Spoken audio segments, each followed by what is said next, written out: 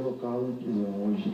E essa prisão preventiva, a gente tem alguns casos dentro da Operação Lava Jato, ela acontece quando, quando se atrapalha as investigações. Por exemplo, o ex-deputado Eduardo Cunha foi preso por obstrução de justiça, assim como o ex-governador do Rio, Sérgio Cabral. Perfeito, perfeito.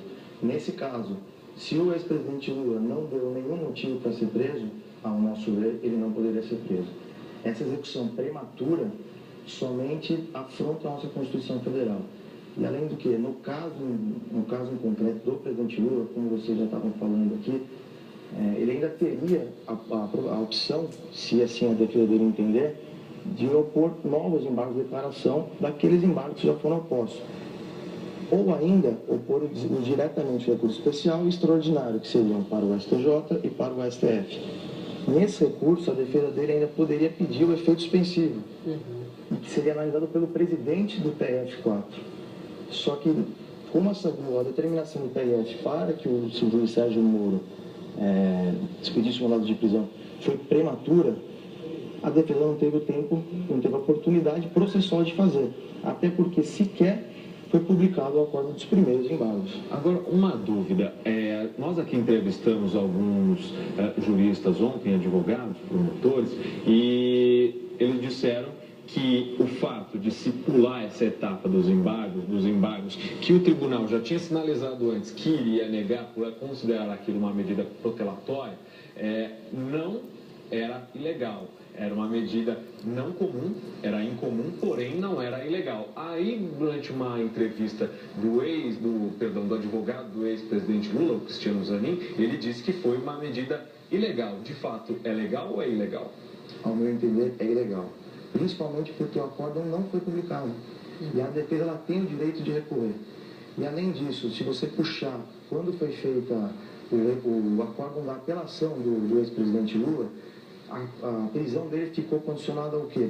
A súmula 122 do TRF4. E essa súmula é expressa quando exaurir a jurisdição do TRF4. E só finaliza a jurisdição do TRF4 quando o presidente analisa a admissibilidade ou não dos recursos para Brasília. Isso, nem perto de acontecer, aconteceu no caso do presidente Lula. Bom, e exatamente esse pedido que a defesa entrou ontem com recurso no STF, questionando exatamente esse ponto, porque ele não teve esgotados os recursos em segunda instância. O relator do caso deve ser o ministro Edson Fachin. Agora, o que também chama atenção, aliás, o Fachin acabou de negar, saiu a informação aqui, que ele acabou de negar o novo pedido de Lula para evitar a prisão.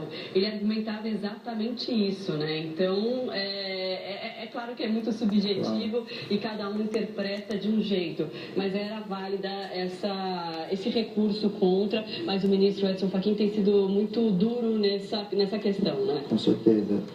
Até por ele já ser o relator da Lava Jato, prevento, né? Ele conhece bem o caso. E essa questão da reclamação, inclusive, os advogados tinham direcionado ao ministro Marco Aurélio, por entender que ele estaria infringindo o que foi decidido na medida cautelar das ADCs 43 e 44.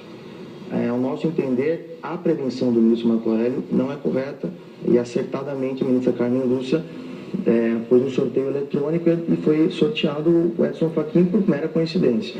E se ele acaba de decidir assim eliminar, mesmo contra o nosso entendimento, o ex-presidente Lula deve se entregar, porque é uma determinação da justiça e ele que tanto está pregando a respeito às normas e às leis, ele tem que se entregar e se alguma coisa acontecer futuramente, ele vai ser solto. Doutor, a gente volta então, a gente continua nessa conversa, só registrar novamente ali a imagem do ex-presidente Lula, que está participando dessa cerimônia.